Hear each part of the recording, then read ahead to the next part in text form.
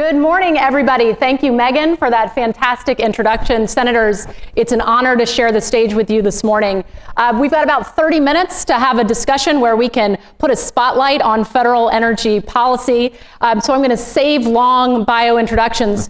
And since it's the beginning of a presidential election year, I thought I'd take the theme of bipartisanship and draw some similarities between your backgrounds. Both of you cut your teeth in state offices, where it really, you have to focus on actually functional government at that level. And so whether it was serving as mayor of Denver or governor of the state or back in the state legislature, the state Senate in Louisiana, that's, the rubber really meets the road at the local level. Both of you are committed to service, having started, of course, in the medical profession as a doctor, focusing on those in the underserved and uninsured communities, building affordable housing for those in need. There's really, or perhaps in the beer business, serving customers. All you could add is perhaps a public service there. But really that commitment to service has brought you here to Washington and the state and the Senate. And I think there's also the importance of really deeply understanding, coming from very significant energy producing states, the role that oil and gas plays, not only in the job creation that we just saw, in economic growth, but also in the great responsibility that entails, whether it's the safety and security for citizens, for workers, but also for the environment, for conservation. And so I think there's a lot coming at this conversation. There's a lot that you share in common. I know you're great partners on a lot of issues. And so I'm going to tee up with just kind of get the conversation started around, we're here to talk about the state of American energy. What is the state of American energy in both of your states back home? So Senator Hickenlooper, why don't we start with you in Colorado? Strengths, weaknesses, opportunities, and let's just use that as a jumping off point to just set the stage.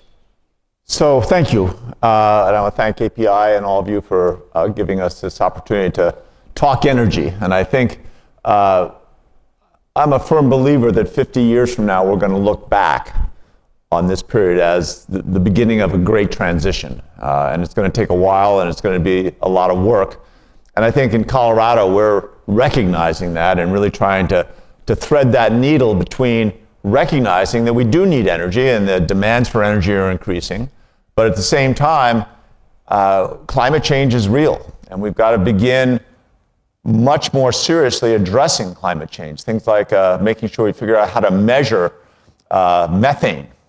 We just announced last week a $189 million federal grant from the Department of Energy to go down to the Permian Basin, not in Colorado, but in Texas, and look at how can we measure the leakage and escaping methane to make sure that we get our air cleaned up as rapidly as possible and really begin to address climate change. So obviously the oil and gas industry in Colorado is expanding and healthy, but they are very aware and have been very aggressive partners in regulating methane. Colorado was the first, not just the first state, but the first government entity anywhere in the world that passed regulations around methane and fugitive emissions. And that kind of approach of going out there and saying, all right, we have to do both. We have to have energy, but we have to have cleaner air, and we have to address climate change. We've got to be able to do both. And we at API, of course, we couldn't agree more, right? Doing both is really what this industry has been founded on, and innovation, technologies, using those the ways, because of course I think some people don't understand, methane is our product. And it is not in the public's interest, and it's not in our interest to let it escape into the air. And I think you will find very strong partnership with API around getting a right solution to the federal regulation of methane. We've been, of course, constructively working with the EPA there. But innovation and technology are really important because, of course, in a global context, demand continues to increase. And so we have to balance this trilemma of sort of affordable, reliable, and cleaner energy. And it's moving beyond kind of the talking points, but understanding, and you have a great history in this, and so does, I want to bring in Senator Cassidy on this point, of just How do we do all of the above? And that's really important. But how about Louisiana, right? There are a lot with issues in the Gulf, in the state. There's a lot going on. So what's the state of American energy in Louisiana? Yeah, first, thanks for having me here. It was mentioned that I'm a doctor, a gastroenterologist. I tell folks my experience with methane used to be quite different than we're currently discussing. I did not see that one coming. There is a nexus between the climate, the economy of a family, the economy of a nation, energy, and national security. And I would say in Louisiana, we have that nexus fully on display. Let me explain. We know that energy policy, when we are creating American energy, we're creating good jobs for the American people. Not just the production of it, but how we use it. Right now, I'm told that the fourth largest construction project in the world is in South Louisiana by Venture Global, coming up with an LNG processing plant, which is shipping that overseas. I haven't been there yet, but they say there's 800 big dirt movers operating at any one time. Think of the jobs. Think of a family's lifestyle being that much better because they're making so much better money producing this. But continue the connection. Because they're producing that LNG processing plant, we're able to send that natural gas around the world to improve the national security of all those countries in Europe. Now they're not dependent upon Russia. They can take our gas. And as we say that, we also realize that they are going to decrease their carbon footprint. Germany is burning a lot of coal now, because they can't get their natural gas from Russia. So they're emitting that much more carbon. If they substitute in Louisiana or Texas natural gas, or maybe even Colorado natural gas, if they substitute that in, that carbon intensity is going to decrease. We're doing something very positive for the climate. By the way, a friend of mine wants to start buying natural gas for China, which is the biggest polluter in the world. I think opening up a coal-fired plant every day. If we can use our natural gas to send there and they stop using coal, it's good for the environment. It's great for our economy. It's great for our national security. It's great for our climate. Louisiana, out of any state, has been most impacted by rising sea levels. We've lost an area of land equivalent to the size of Delaware. We are concerned about rising sea levels. And the reason that the U.S. has decreased, as it was mentioned in the introduction, has decreased our carbon intensity to less than 2005, more than anyone else in the world, is because we've substituted natural gas for coal. So here we see the total intersection. We're improving climate issues by using natural gas instead of coal. We're improving our national security by making ourselves energy secure, but helping our allies be energy secure. We're improving the economy of our country and of our families as they have better paying jobs that are not going to be replaced by AI, by the way, that are allowing their children to have a brighter future. And we're doing that by doubling down on American energy production. That's all happening in Louisiana, but it's really a microcosm of what's happening in our country. So, Mike, I have bad news for you. I think that the senator just gave your State of American Energy address. Just but in all seriousness, there, as a follow-up question to both of you, there were reports this week that the Department of Energy is looking to not grant applications for the export of natural gas. We have applications in right now that would service the needs of the entire country of India and then some, just waiting in the bureaucracy. And the signals are that the Department of Energy is not going to grant those approvals because they're getting pressure from those who want to accelerate the transition. The challenge is to replace it with what? Demand continues to grow, and of course the national security angle of that. What would you say to the Energy Department on that point?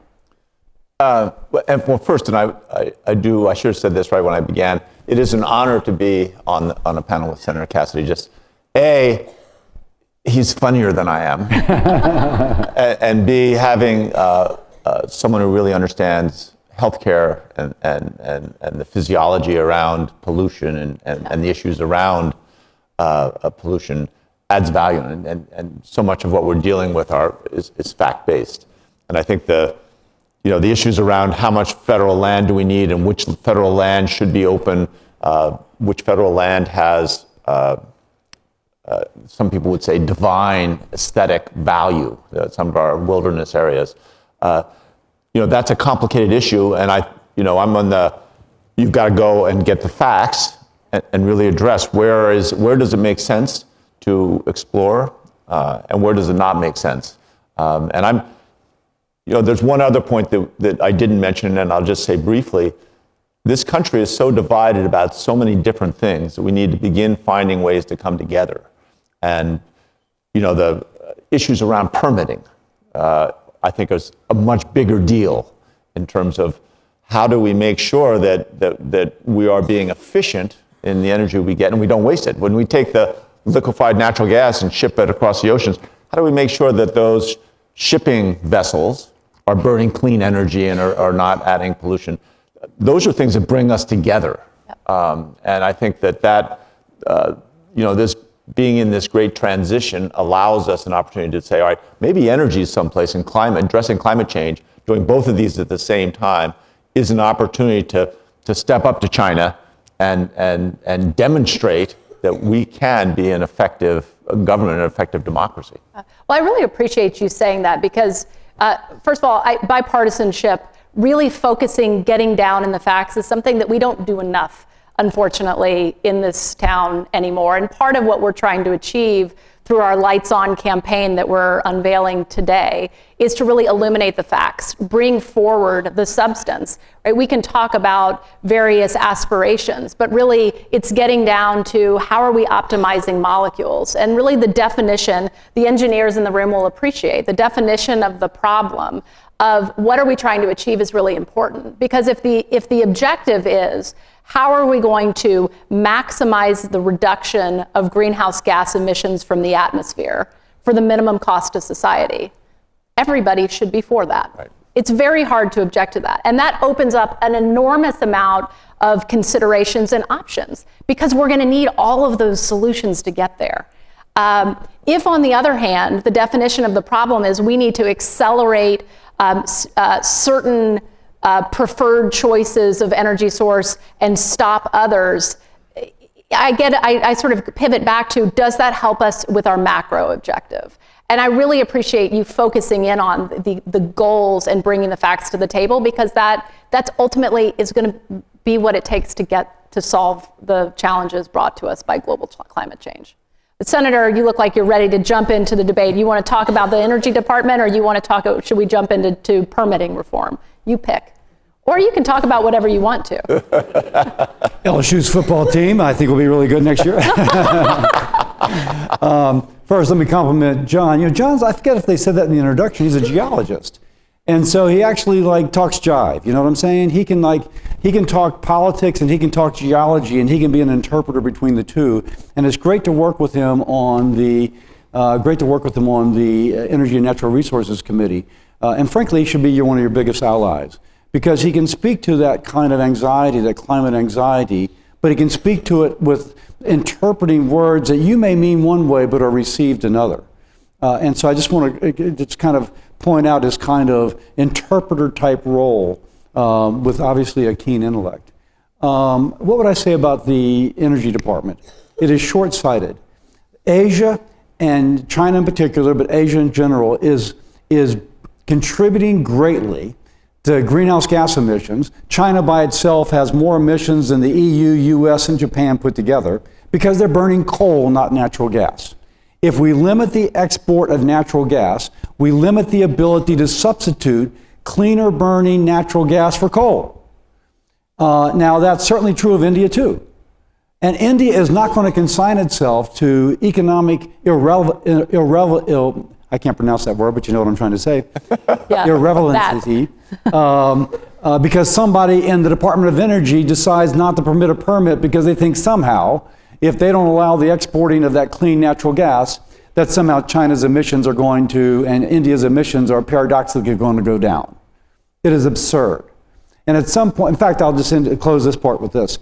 I read an article last night in Foreign Policy written by a Japanese and I think an American, and they're saying we need to move away from this idea that we have to crash course into net zero. because it's leading to all sorts of economic dislocation, which is disproportionately harming working people of whatever nation you're speaking of. But if we're willing to accept more of a glide path, then with that glide path, you can start making wiser decisions. For example, substituting coal with natural gas to lower your emissions, just as the U.S. has done. And you're more likely to avoid that economic dislocation. We need that kind of common sense. I'm not sure it's being exhibited. And regarding permitting, by the way, I do think that's a point of common ground between left and right. I say they want permitting reform for power lines, and we want it for pipelines, but it serves the same purpose. We will get to where we need to be more energy secure in a way which doesn't take 2.5 years to get a permit for something that could be permitted in 6 months.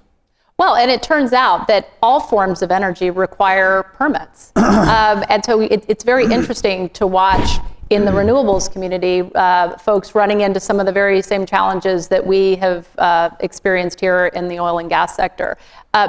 We got some modest changes to permitting reform around the Fiscal Responsibility Act last year. What do you but there's still a lot to do. What do you think, Senator Hickenlooper, on the ability to advance permitting reform, whether it's for transmission, whether it's for judicial review? There's a whole lot of topics in there. What do you think about the likelihood or how we should come together to try to advance that agenda? Well, I agree with Bill that the permitting is a challenge to everybody. If you care about climate change and you want to accelerate our efforts to address it, we've got to be able to get permits for transmission or pipelines faster. Hydrogen, we don't know how much hydrogen we've got in this country. We might have quite a lot. It's going to take pipelines probably to different places than what we have here. We can't spend 15 years or 20 years to move that energy around. And I think that's part of the great transition, is to get that common focus. What are our priorities? And that's one of the real frustrations for me when I got to Washington, was there is no business plan on how to address climate change. And the different sides, and there are multiple sides, not just a couple. Right. I mean, minerals. How much lithium are we going to need? How much copper are we going to need? Where's it going to come from? Other countries in the world are now raising their environmental expectations for the extraction industries up to what we've had for years. We are the most rigorous, cleanest producer of energy and minerals in the world. But the rest of the world's coming up, and that's going to add costs unless we can address that with efficiency. And I think that, again, this is a glaring opportunity for people to roll up their sleeves and say, all right, this makes me uncomfortable, but I really believe I want to get here, so we're going to compromise. We're going to work through this, and we're going to, in the process of doing that, create some sort of a business plan, right? What are the priorities? What do we have to do first? What's second? How do we recognize that working people, as you say, not just in America, but around the world, are affected by what is the priorities that we look at first? And I'm the endless optimist. But almost every entrepreneur, if you get into their, get a couple glasses of beer in them, you will find an optimist.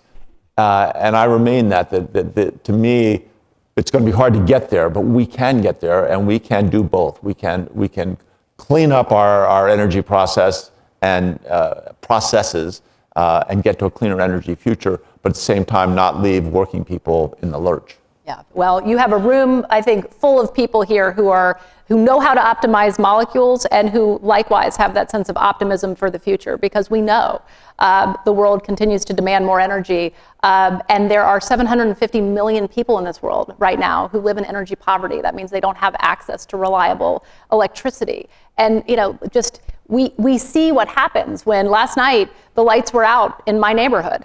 And just one night of not having access to things and charging but that's the privilege that we have of living in this country. What if you never have access to that? And so embedded in this debate has to be that sense of optimism and commitment to that can-do solutions orientation. So I really appreciate that.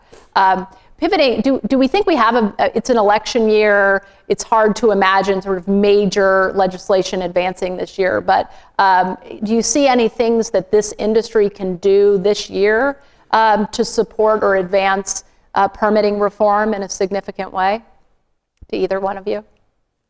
You know, I think permitting reform, and Hick will have to kind of correct me. By the way, you know, he came up with his own beer. And so, like, when he's saying everybody should have two things of beer, I'm thinking he ought to, you know, have a disclosure there, you know, that he's trying to move his product. Anyway, so I actually think that permitting reform can only happen as part of a grand bargain. I'd be interested in your perspective of this. My office has put out something we call a foreign pollution fee. We recognize that the carbon intensity of products made in China are much greater than the carbon intensity of the same product made in the United States. That is an externality. I first came across externalities reading Hayek's book, Road to Serfdom. But if somebody is polluting, that's an externality. It's not embedded in the price of the good. You put a tax upon that to account for the externality. We should be doing that on products from China. That's the only way we're going to get them to change, because right now, they producing at a lower cost is their economic advantage. But they produce at a lower cost because they use a cheaper fuel and they ignore environmental standards. I mean, this is what we should be doing. So if the right could acknowledge that there is this externality of increased carbon intensity in goods produced in China, for example, and that we're going to put a fee to account for that externality, classic economics, maybe the left would say, okay, hey, you're doing that. We will accept in return judicial review for permitting with some sort of shot clock. So I think it can happen as part of a grand bargain. Probably not this coming year because it's the silliness season, but we have to set the stage by socializing the concepts now so that after the next presidential election, we can actually come together on this. And y'all would be very important to that process. And if I just piggyback on that, I agree that there needs to be a grand bargain, and this notion that there should be some sort of a recognition and a cost to the externalities, the competitive advantage that if someone's not paying any attention to pollution or when they produce energy, there should be some way of paying for that. But part of that is we've got to figure out better ways to measure methane fugitive emissions that escape or the other costs of pollution. And I think this is a place where the energy industry can play a much bigger role. In other words, you can't regulate and address things you can't measure. We've got what gets measured is what gets managed, I think is the old cliche. And we've got to do that rapidly. And I'd love to see a public service campaign coming out of the industry that really talked about, we can do this, but we're going to have to measure a lot of these actual emissions cases and get the public really excited about them being part of this solution, because it is, once we measure it, I think we can get everybody on the same page once we are a little more clear on the details. And if we're going to look at steel and concrete, some of these other major causes of carbon emissions, and find much less invasive and harmful ways of making steel and concrete. Products that are made outside this country that aren't putting in that extra cost to have it produced cleaner, they should be, as that product gets imported, we should charge them a fee. And so just to build on that, one, you guys have so much expertise. I saw John Hess beforehand and once had a dinner with he and several others, and somebody at the dinner table said, there's only so many ways to configure a refinery. You show me that configuration, I can give you a ballpark of their emissions. I didn't know that, and now I do. So some of this is just your knowledge applied to an economy of how things are structured. Secondly, by the way, what I'm describing as a foreign pollution fee plays to the U.S. advantage. Right now, the United States is among the cleanest producers of you name it. I once went to a plant down in St. Charles Parish that Valero had. They were taking heavy sour crude from wherever, maybe Venezuela at the time, and everything, they just squeezed out almost everything. Everything but the squeal they were using. So if they got phosphorus, they were selling the phosphorus. And they were just doing everything to get that out, not to release into the atmosphere, but to turn into a profit. So it kind of emblazoned in my brain, we're the cleanest in the world. Under our foreign pollution fee, it's not a domestic carbon tax. Rather, it's saying, okay, if the United States is setting the bar as to what is clean, how much are you in excess of that which the U.S. is currently producing? And it is in that excess that we would actually assess the fee. We have Hick just mentioned it, we have effectively a tax upon our businesses because all of our environmental regulations has a cost of compliance. And so they are avoiding that cost of compliance or implementing that cost of compliance. What is the dollar value of avoiding that cost of compliance? So I do think a foreign pollution fee plays to our advantage, plays to the advantage of our workers. I'm very sensitive to that, of our workers, but also brings the rest of the country in alliance with us. Very helpful conversation, and we need to, API staff can follow up with your team because the Environmental Partnership is a program that voluntary program that industry has been leading for the past 5 years, focused on measuring methane emissions and reducing them. And so that, right, and we represent a very significant component of overall production. And right, your point about what you measure and working that goal, we've seen a lot of success there. So we're happy to share that. There's more we can do, and we look forward to working together. I think that would be helpful to illuminate that point. So we have 3 minutes and 42 seconds left. So we are going to go fast here. We're going to talk about innovation a little bit. I want to touch on CCS because Louisiana's just been granted primacy from the EPA on the Class 6 wells for CCS.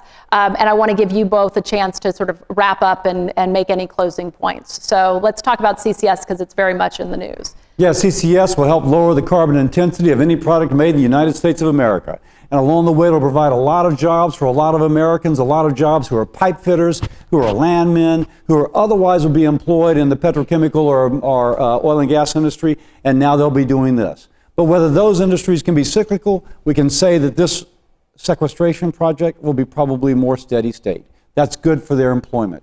I'll also point out that there's already been tens of billions of dollars deployed in Louisiana.